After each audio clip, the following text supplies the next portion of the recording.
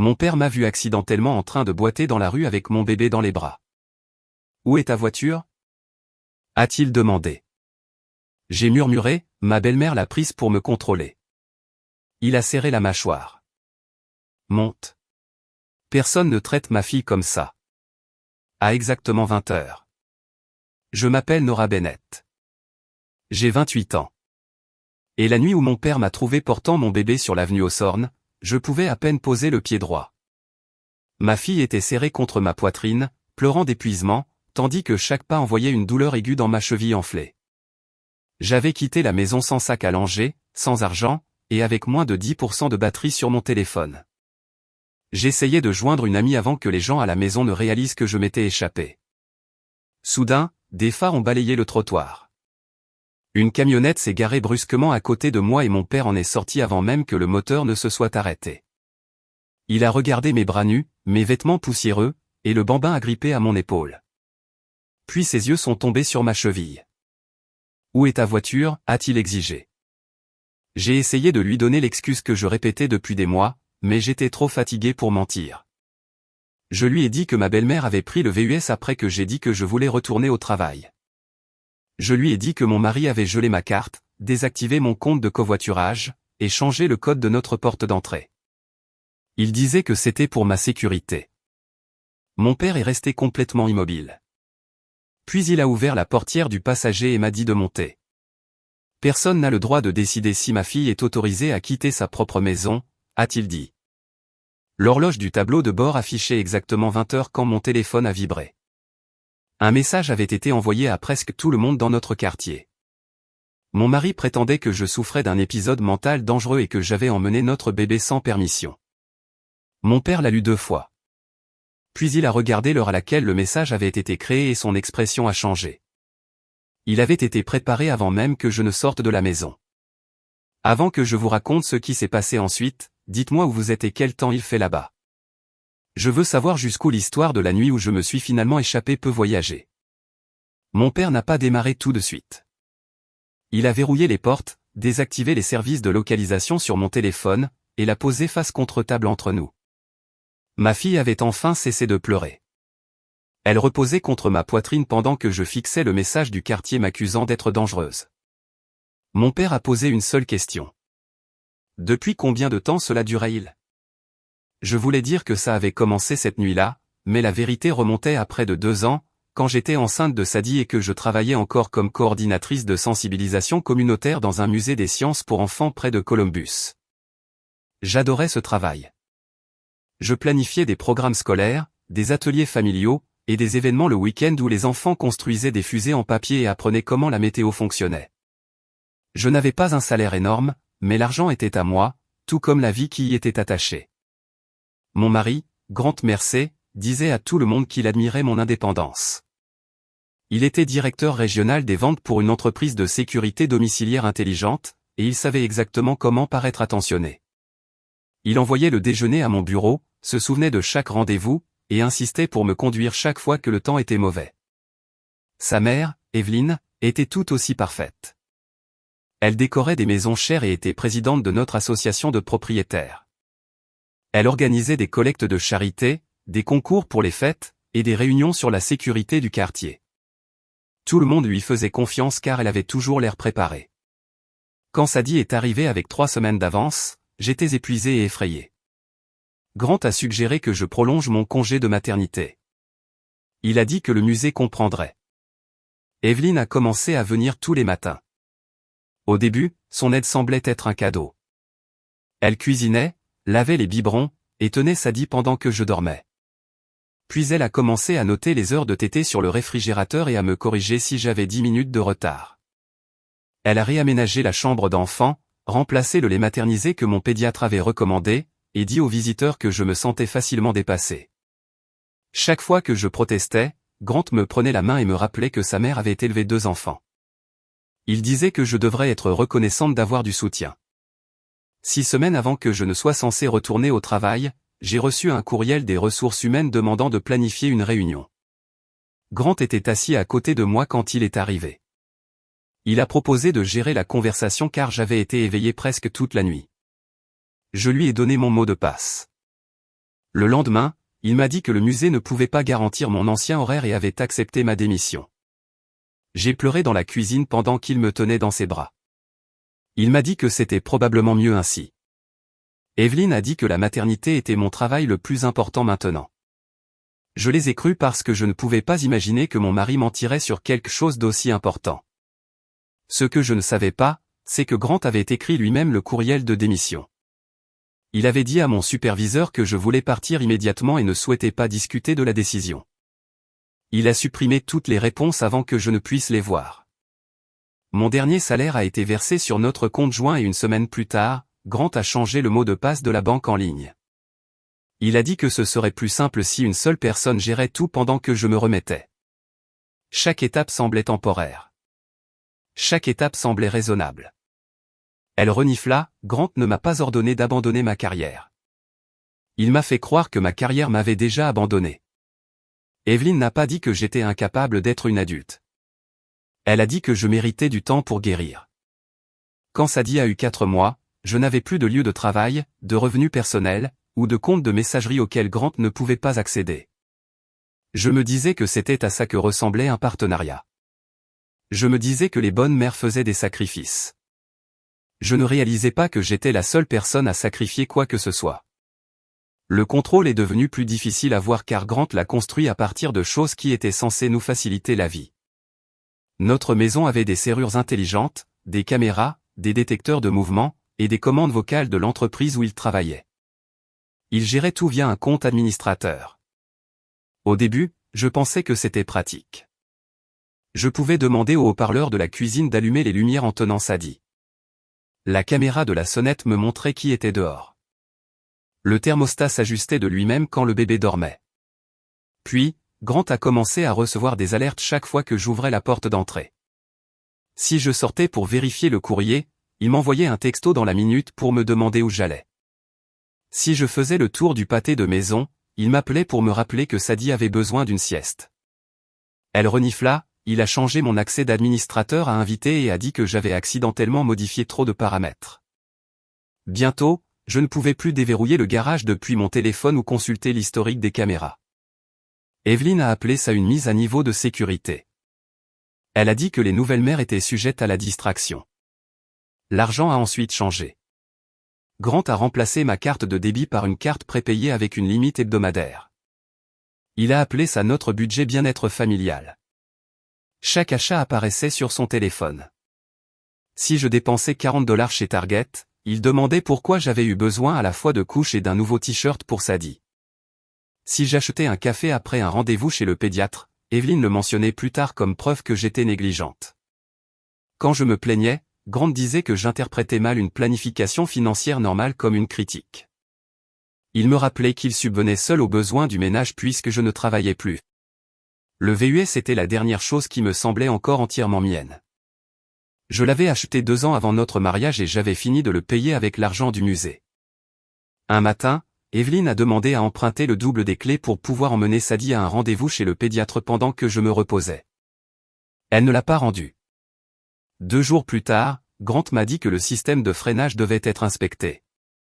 Il a dit qu'il avait pris des dispositions pour qu'un technicien de l'entreprise y jette un œil.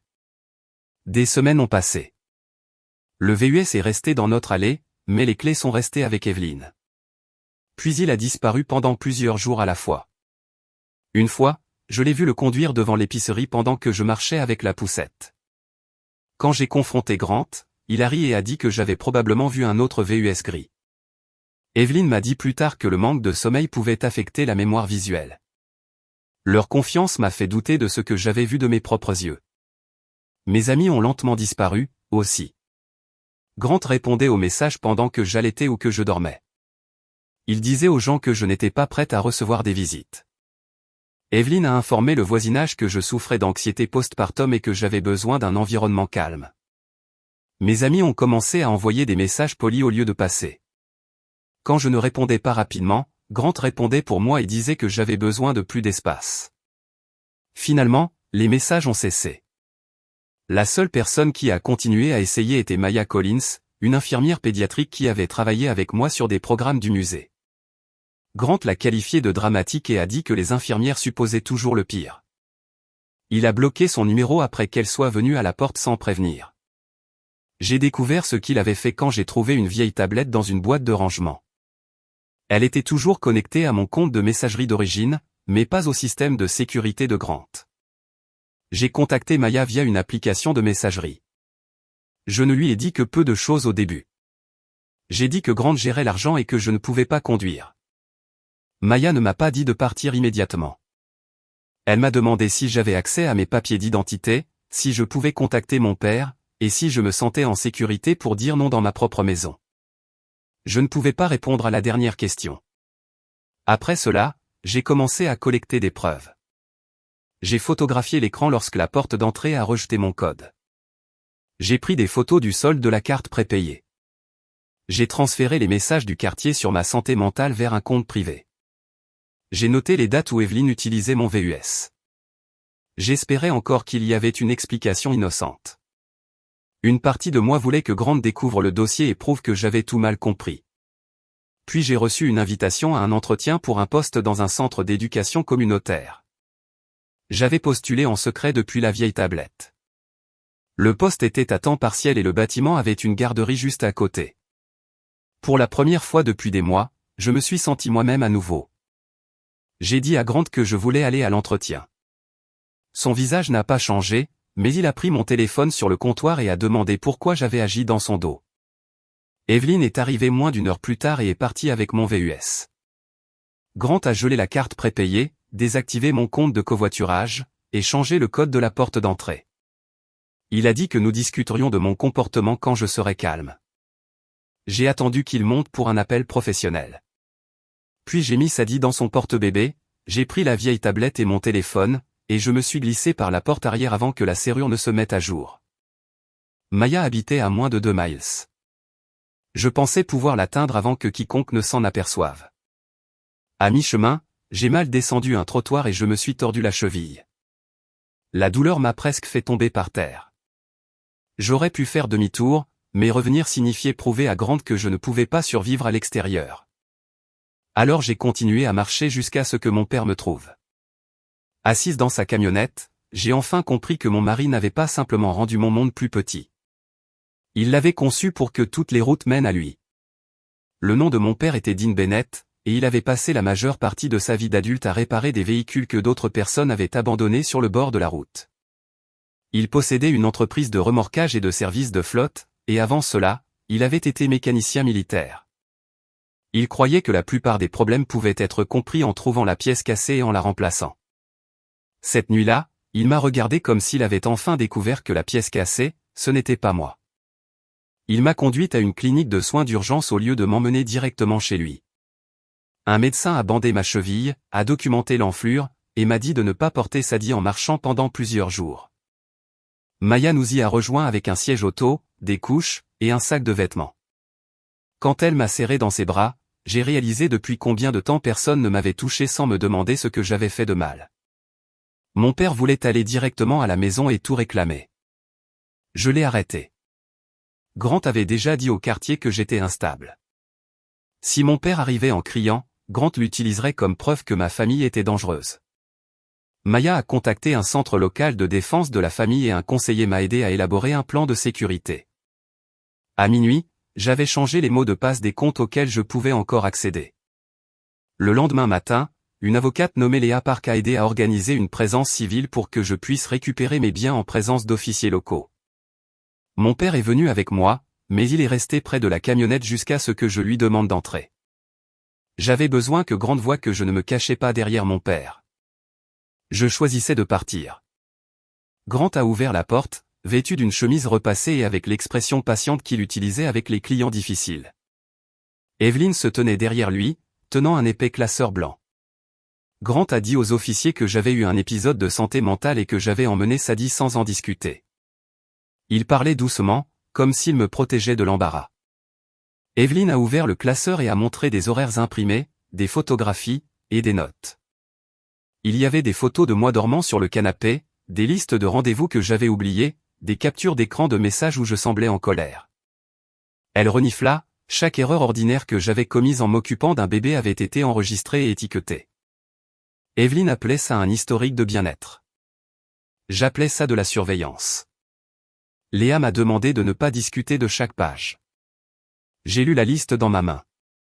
Je voulais mon passeport, ma carte de sécurité sociale, mon acte de naissance, mes dossiers médicaux, mon ordinateur portable, ma tablette, mes vêtements, les documents de Sadie, et les clés de mon VUS. Grant a dit que le véhicule subissait un examen de sécurité et appartenait au ménage. J'ai dit à l'officier qu'il avait été acheté avant le mariage et immatriculé à mon nom. Grant a prétendu qu'il ne savait pas où était le titre de propriété. Evelyn a dit que je l'avais probablement égaré. L'officier a documenté leur refus. À l'intérieur de la maison, l'air sentait le nettoyant au citron et la bougie chère qu'Evelyn allumait toujours avant l'arrivée des invités. Mes vêtements avaient déjà été emballés dans des cartons. Grant avait retiré mes photos du couloir comme s'il avait su que je ne reviendrais pas. J'ai récupéré les dossiers de Sadie et j'ai trouvé mon vieil ordinateur portable dans le placard du bureau. Evelyn m'a suivi de pièce en pièce, parlant doucement de la difficulté de la maternité célibataire. Elle a dit que Grant pourrait me pardonner si je m'excusais rapidement. Je n'ai pas répondu. Quand nous sommes arrivés à la chambre d'enfant, elle a essayé de prendre Sadie des bras de Maya. L'officier s'est interposé entre elle et a rappelé à Evelyn qu'elle n'avait pas le droit de retirer l'enfant de la personne que j'avais autorisée à la tenir. Pour la première fois, l'expression parfaite d'Evelyn s'est fissurée. Elle m'a regardé avec une haine non dissimulée. Grant attendait près de la porte d'entrée. Alors que je passais devant lui avec l'ordinateur portable, il a dit que je regretterais d'avoir rendu la situation publique. Il a promis qu'un juge verrait la vérité à mon sujet. J'ai demandé de quelle vérité il parlait. Il a souri et a dit celle qu'il documentait depuis plus d'1 an. Chez mon père, j'ai ouvert l'ordinateur portable. Il a fallu plusieurs minutes pour se connecter car Grant avait supprimé mes autorisations d'utilisateur. Quand il s'est finalement synchronisé, des centaines de vieux courriels ont commencé à se télécharger. Une ligne d'objet est apparue en haut de l'écran. Transfert du titre de propriété du véhicule terminé. Je l'ai ouvert et j'ai vu mon nom, le numéro d'identification de mon VUS, et le nom d'une entreprise dont je n'avais jamais entendu parler. Mercer Home Solutions. Le transfert avait été approuvé 3 mois plus tôt.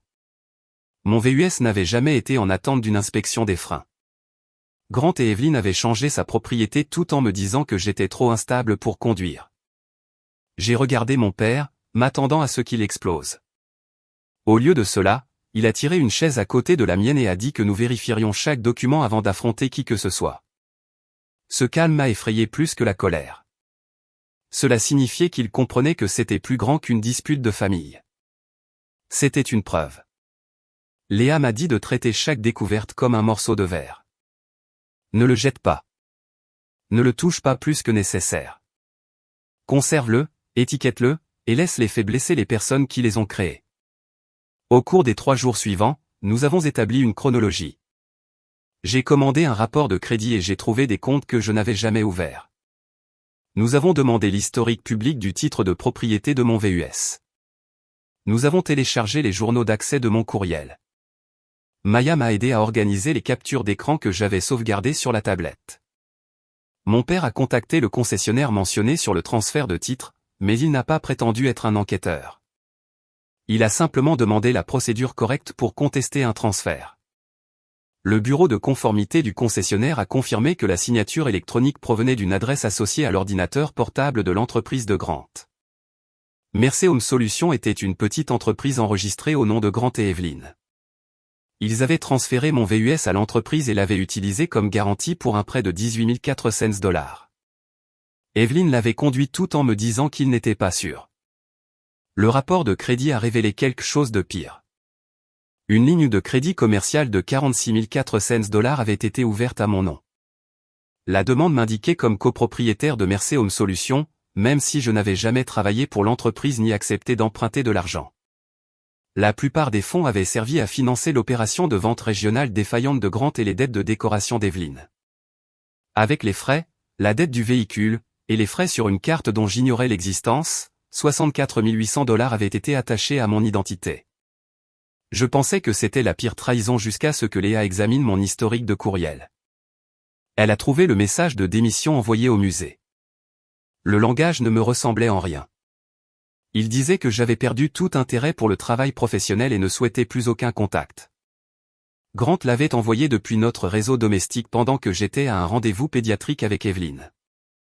Mon ancien superviseur avait répondu 2 fois pour me demander de reconsidérer ma décision. Les 2 messages avaient été supprimés. Le musée ne m'avait pas abandonné. Grant avait supprimé mon revenu et avait ensuite utilisé mon chômage comme preuve que je ne pouvais pas survivre sans lui. J'ai pleuré en lisant les réponses, mais les larmes n'ont pas duré longtemps. La colère les a remplacées. Ce n'était pas une colère sauvage. C'était une colère propre et ciblée. Chaque mensonge avait une date. Chaque transaction avait un numéro de compte. Chaque porte verrouillée avait un enregistrement numérique. Puis Léa a trouvé le document qui expliquait le message envoyé à 20 heures. Sur l'ordinateur portable se trouvait un dossier nommé « Soins familiaux ». À l'intérieur se trouvaient des ébauches de déclarations me décrivant comme émotionnellement instable, financièrement imprudente, et dangereuse avec Sadie.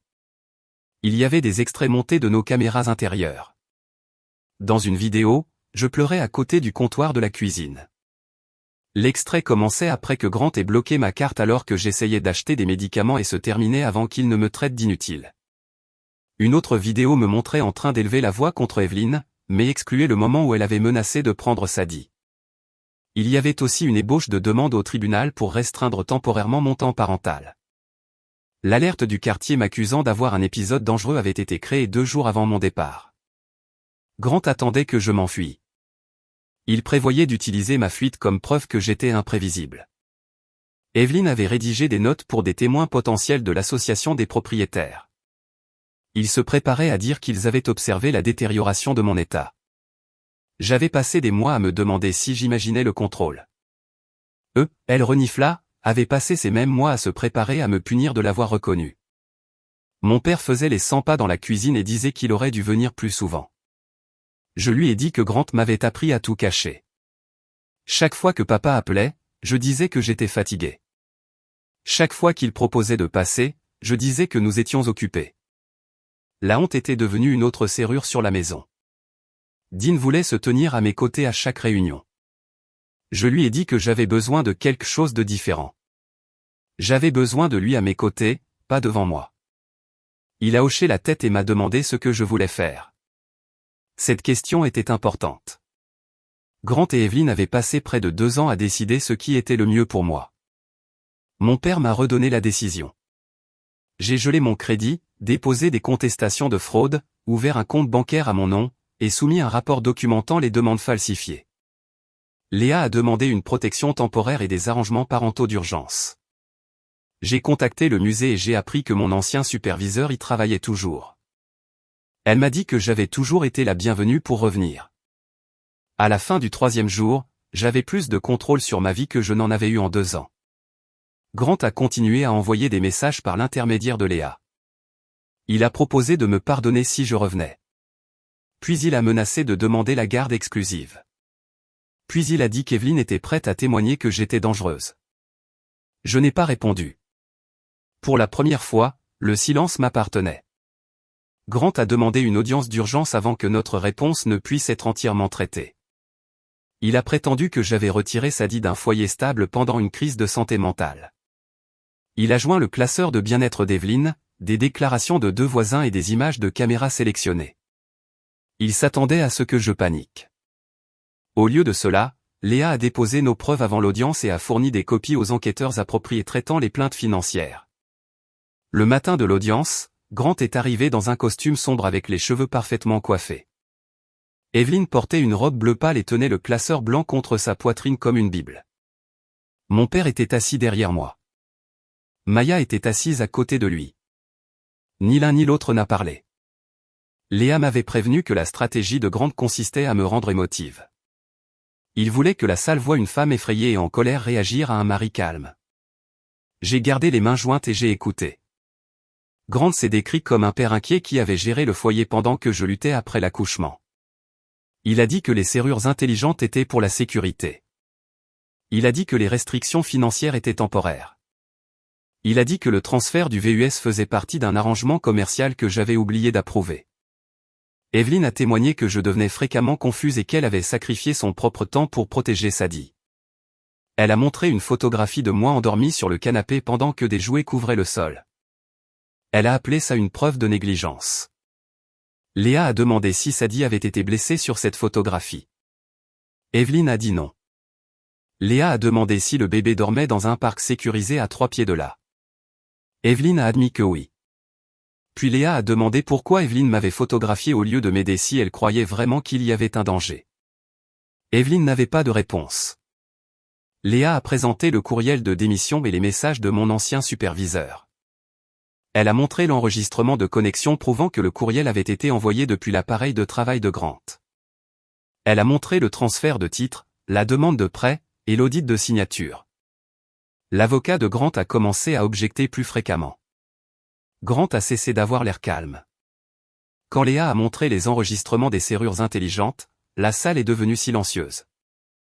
Les journaux montraient que mon accès avait été réduit, puis désactivé peu de temps avant que je ne quitte la maison. Il montrait Grant verrouillant à distance le garage après que j'ai essayé de l'ouvrir. Il montrait aussi que le code d'Evelyne était resté actif à tout moment. Léa a ensuite présenté l'ébauche de l'avertissement du quartier. Les métadonnées du fichier montraient qu'il avait été créé 2 jours avant la nuit de mon départ. Elle a demandé à Grant pourquoi il avait préparé une déclaration publique m'accusant d'une crise de santé mentale avant qu'une crise ne se soit produite. Grant a dit qu'il planifiait les urgences en raison de sa formation en sécurité. Léa a demandé pourquoi l'ébauche indiquait déjà que j'avais pris Sadie et que j'étais parti à pied. Grant n'a rien dit. Son visage est devenu rouge. Léa est passée aux extraits de caméra montée. Elle a diffusé les versions complètes obtenues à partir de l'ordinateur portable synchronisé. La salle a entendu Grant refuser de me laisser acheter des médicaments. Elle a entendu Evelyne dire qu'aucun juge ne ferait confiance à une femme sans emploi. Elle a entendu Grant me dire que chaque porte de la maison lui appartenait parce qu'il payait l'hypothèque. Grant a murmuré quelque chose à son avocat, mais l'avocat a secoué la tête. Léa lui a posé une dernière question. S'il croyait que j'étais incapable de partir en toute sécurité, pourquoi avait-il supprimé mon travail, mon argent, mon moyen de transport, et mon accès à la maison? Grant m'a regardé. L'expression sur son visage était la même que celle que j'avais vue chaque fois que je le remettais en question à la maison. Il a oublié où il était parce que chaque fois qu'elle avait accès à quelque chose, il craquait. Elle a commencé à penser qu'elle pouvait partir. Son avocat a fermé les yeux. Evelyne a attrapé le bras de Grant et lui a dit d'arrêter.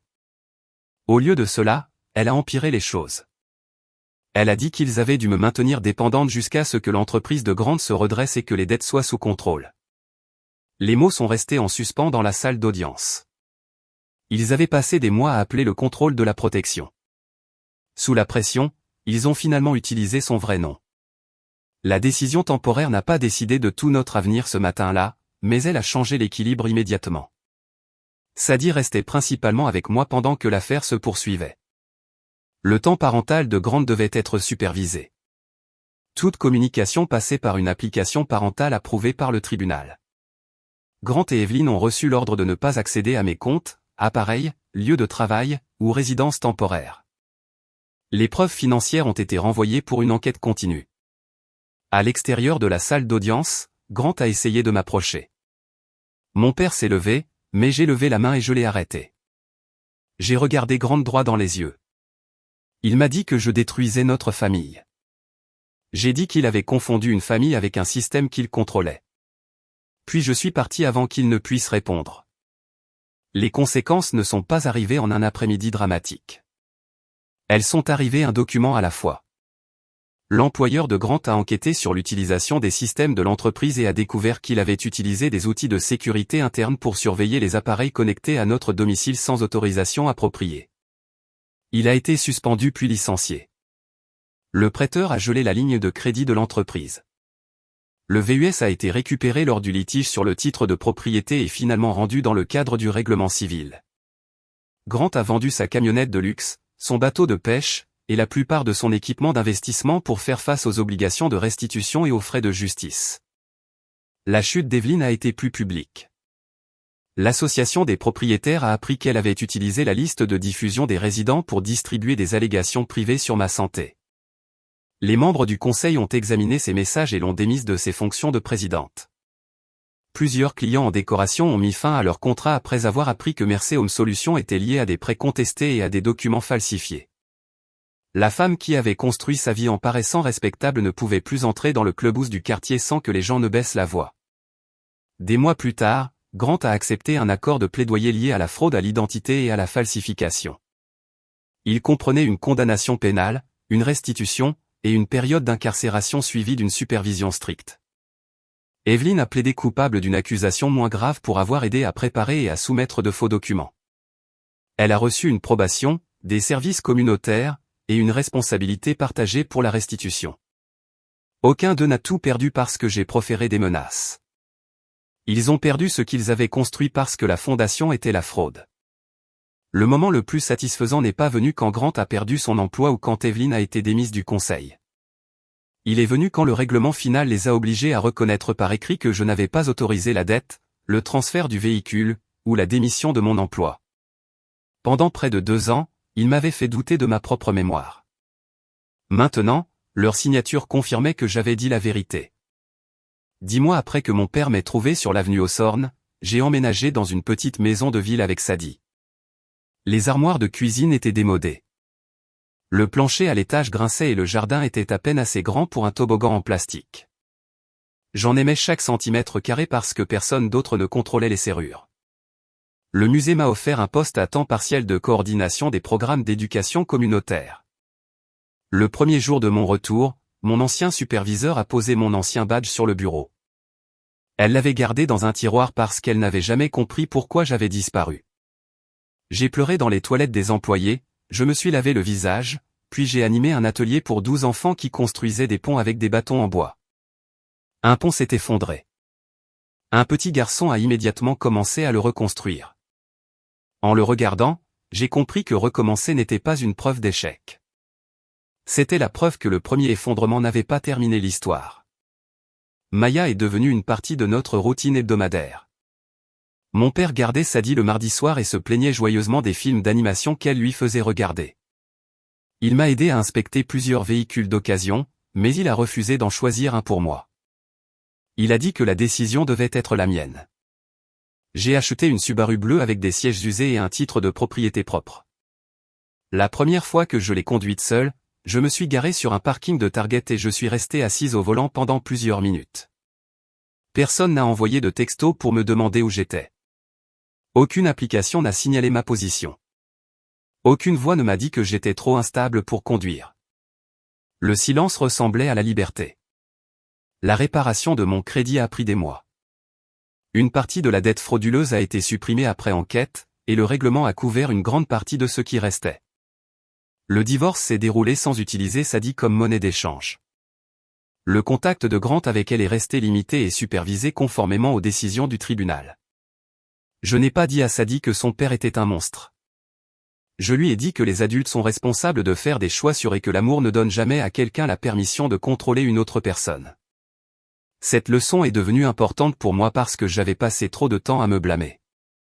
Je me demandais comment une femme instruite pouvait permettre à quelqu'un de lui prendre son travail, son argent, sa voiture, ses amis, et sa vie privée. La réponse était que cela ne s'est pas produit d'un seul coup. Le contrôle arrive rarement avec un panneau d'avertissement. Il arrive en proposant d'aider avec les factures. Il dit, tu as l'air fatigué, alors laisse-moi prendre les décisions. Il dit, tes amis sont stressants, alors reste à la maison. Il dit, suivre ton téléphone est une preuve d'amour. Il dit, tu es plus en sécurité quand quelqu'un d'autre tient les clés. Un soutien sain vous donne plus de choix. Le contrôle les supprime lentement. J'ai aussi appris que partir n'est pas simplement une question de courage. Les gens peuvent avoir besoin de transport, de documents, d'argent, de garde d'enfants, d'informations juridiques, et d'un endroit sur où aller. Dire à quelqu'un de simplement partir peut le faire se sentir encore plus honteux alors qu'il est déjà piégé. Une meilleure question est, qu'est-ce qui pourrait vous aider à être plus en sécurité aujourd'hui? Parfois, la réponse est de stocker des copies de pièces d'identité chez une personne de confiance. Parfois, c'est de créer une adresse électronique privée, de vérifier un rapport de crédit, d'enregistrer des numéros d'urgence sous un autre nom, ou de convenir d'un mot de code avec un ami. Parfois, cela signifie parler à un défenseur local, un avocat, un professionnel de la santé, ou au service d'urgence. Le but n'est pas de forcer une décision. Le but est de redonner des choix à la personne qui les a perdus. Je garde 3 clés sur un simple anneau en métal maintenant. Une ouvre ma porte d'entrée. Une ouvre le bureau du musée. Une démarre ma voiture. Ce sont des objets ordinaires, mais je sais ce qu'ils représentent. Ils représentent un travail dont personne ne peut démissionner pour moi. Une maison dans laquelle personne ne peut m'enfermer. Et une route que personne d'autre n'a le droit de fermer. Grant et Evelyn appelaient leur contrôle de la protection parce que la protection sonnait respectable. Mais la sécurité sans consentement n'est pas la sécurité. L'aide qui exige l'obéissance n'est pas de l'aide. L'amour qui dépend de la dépendance n'est pas de l'amour. Je n'ai pas gagné parce que mon père m'a sauvé ou parce qu'un tribunal a puni les gens qui m'ont fait du mal. J'ai gagné quand j'ai arrêté de me demander si j'avais le droit de faire confiance à ma propre expérience. Si quelqu'un prend progressivement le contrôle de votre argent, de vos transports, de vos documents, de vos communications, ou de vos relations, n'attendez pas que la situation devienne physiquement violente avant de la prendre au sérieux. Votre liberté n'est pas une récompense qu'une autre personne peut vous donner pour bonne conduite. Elle vous appartient. Avez-vous déjà réalisé que la protection de quelqu'un était en réalité du contrôle? Ne partagez que ce qui vous semble sûr et laissez un message pour toute personne qui lit et qui pourrait avoir besoin d'entendre cela. Merci d'avoir passé votre temps avec cette histoire émouvante. Tous les personnages, conflits ou situations sont fictifs et créés uniquement à des fins de divertissement et de réflexion. Nous espérons que cela vous rappelle que la vengeance n'a pas toujours besoin d'une confrontation dramatique. Parfois, il s'agit simplement de devenir paisible, prospère ou inaccessible aux personnes qui pensaient autrefois pouvoir vous contrôler.